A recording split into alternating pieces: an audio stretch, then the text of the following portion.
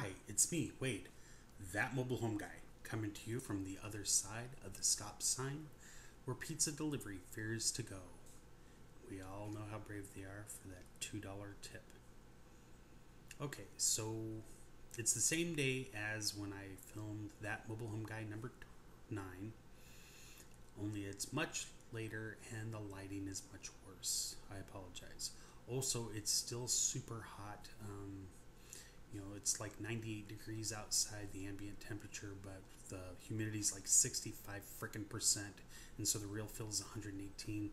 You might hear the air conditioner going, and I apologize, the audio is crappy, but I'm real susceptible to humidity, and I'm a great big wimp for heat. I'm sorry. Okay, so it's now almost, it's a little past 11:30, and like I said, this is recorded on the same day that I did the video for that mobile home guy episode number 9. Before recording that video, I did something what's called a sell funnel ad, and it works for everything. Well, most everything. Anything that you're thinking about purchasing, but you don't know if there's buyers for sure, you create this ad and then you see how many people call in about it, and you basically apologize saying the item's sold, but you'll get another one in however many days or a couple weeks, whatever. So I posted an ad on Craigslist saying that I had a 1982 mobile home, and it was a 2-bedroom 1-bath located in my city, and it was $7,500, or you could purchase it for $1,000 down and $750 a month for 36 months. The $750 included lot rent, and that's what I left it at. And email me or call me at blah blah blah. So 3 people have called, and I mean, it's one of these things that there's this weird deal, especially where I live. Most of these ads start to pan out on the 1st, the 15th, or towards the last week of the month. And the reason why is because that's when leases are coming due, or that's when they're getting paid. So anyhow, I got 3 people who called. Did the same thing for all of them. Oh, I'm sorry, that mobile home is sold. However, I'll be getting another one in a couple of weeks. Can I put down your name and your phone number as a callback when that comes in? Would you like to be notified? Everybody says yes. Alrighty. So, while I'm creating the video, my phone goes off and I don't recognize the number. Okay, now here's one of the things, just as a side deal. One state over, a guy with the exact same name as me died. And he was a rodeo star. Well, he didn't have very good credit, and when he died, all his debts went into default. Credit agencies, debt collection agencies, are basically sick, twisted individuals, and they've got this practice to where they find people with the same name and they attach that debt to that person that's still alive with the same name. So I'm getting calls for this guy. I'm sure he was a very nice person, but I'm getting calls for debts that I've never had. I've never had a MasterCard, so when they're telling me I owe money, I know that this is wrong. So whenever a number comes up that I don't recognize, I assume it's one of 2 things. Either it's a debt collector for this gentleman, or it's hospital and somebody that I know is in trouble. Since I don't recognize the number, I don't pick up, and I just wait until I'm done doing whatever I'm doing and then wait for them to leave a message. Normally, if it's a hospital, they'll leave a message. This didn't leave a message, and what I do is I pick up the phone, I dial back the number, and then I tell them, hey, remove me from your calling list, you're talking to the wrong guy. And legally, they have to do that, okay?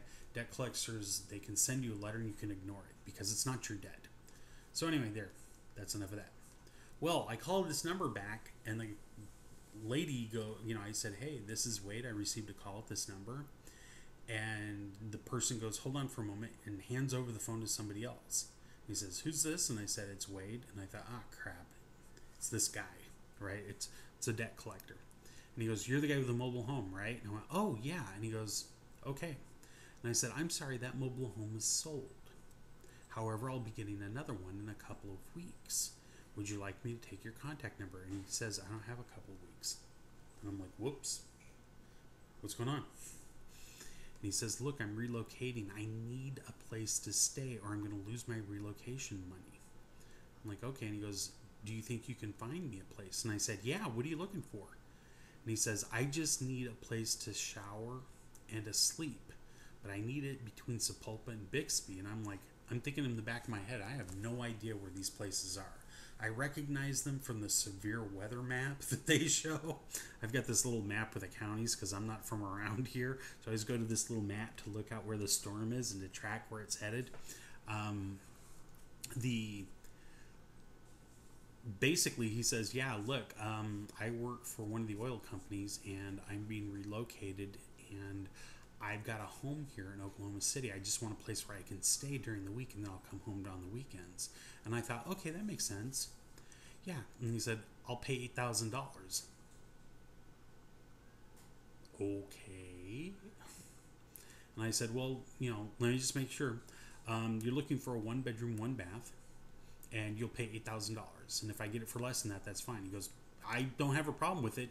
Whatever you pay, if you charge me $8,000, I'll pay it." And I'm like, "Oh my gosh. Okay." So this is where I'm like, okay, around here, I can get a 2 bedroom, 1 bath for around $3,000 and sell it for 6. And this guy's like, "I'll give you 8." So, basically, it's late. What I'll be doing is going on to Google Maps and finding the mobile home parks in the cities between Bixby and Sapulpa. Actually, as soon as I got off the phone with this guy, I called my business partner. I said, "Dude, do you know anything about this place?" And he said, "Yeah. Have you ever been to Oklahoma City?" I went, "Yeah, I used to work in an insurance company there." And he goes, "What's the most notable thing on the way to Oklahoma City?" And I said, "There's a McDonald's right in the middle of the interstate." And he goes, "That's all you noticed?" And I said, "Well, yeah, because it's a great place to get off the interstate and go to the bathroom." So, shows where my priorities are, right? So, he says, "There's this big old turnoff for Bixby." I'm like, "I never saw that." And he said, "Okay, on Saturday we'll go check it out." And I'm like, "Dude, he doesn't have till Saturday. I get a couple days." And he says, "Well, Saturday basically is a couple days because today doesn't count." And I'm like, "You know how your brain works, okay." So, basically tonight I'm going to be finding the name of the mobile home parks. In the morning, I'll be calling those mobile home parks and finding out what they have available in the parks. Then that afternoon, I'll drive out to those parks and I'll find mobile homes that are fitting for what this guy's looking for. And I will basically do what's called a buyer's contract, where I give them $100 to hold it until I can get a third party to check it out, and I'll have this guy check it out and make sure, and then I'll buy it and he'll buy it from me. The other weird little twist to this is the guy kept, he's asking, "Do you guys have raw land?" And I said, "Well, actually, yeah, we do. We buy raw land, fence it off, and put cattle on it. And that's what we do." Um, you know, my friend Kevin, that's how he mows his back lawn, and me and Robert thought it was a good idea. Plus, the steaks are pretty darn tasty. So, he said, "If you can get me an acre of land out there that I can move the mobile home." He said, "I can move the mobile home, right?" And I said, "Yeah, sure. Basically, the mobile home's personal property. We don't move mobile homes because the cost involved." And he kind of giggled.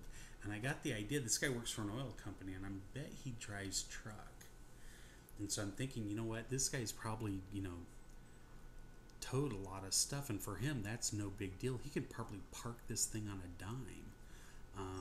If you ever go to move a mobile home, and sometimes you can get some really great deals.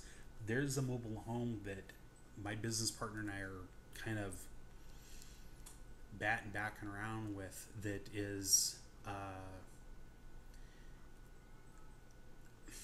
it's a pretty nice mobile home, but it has to be moved, and so we're not going to bid on it.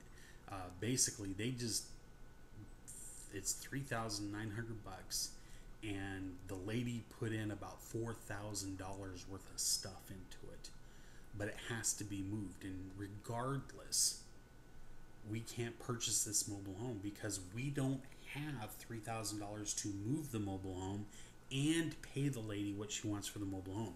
We can do one or the other, not both. These things come up. If you ever do go to move a mobile home, first you're going to want to find a reputable mobile home mover. And the way you do that is by talking to the park managers and getting referrals for these mobile home dealers. Don't go on Craigslist and look for mobile home movers. Find them through the parks or through the mobile home wholesalers. Those guys. Find out who they are from them, and then contact them. Get a bid from like 3 different people. Make sure that includes the removal of the mobile home, cleanup of the lot after it's gone, and then installation of the mobile home at the new location with all that entails. If they don't offer those things, don't go with them. Some mobile home movers will just screw you over. Anyway, that's why you need to find a reputable one. But anyway, so that's what I'll be doing. It's getting close to midnight now, and I'll probably be going to bed about 2 o'clock in the morning, then getting up about 9. Then I gotta, leave for work, and on breaks and at lunch, I'll be calling these parks, and then after work, I'll be heading out for the parks. So I'm Wade, that mobile home guy in the mobile home business, coming to you from the other side of the stop sign where pizza delivery fears to go at dark. We all know how brave they are for that $2 tip. It is so dark outside, if I hold my hand out in front of my face, I can't see it. And it's humid. Ick. Alright. Again, I'm Wade, that mobile home guy. You guys have a good day.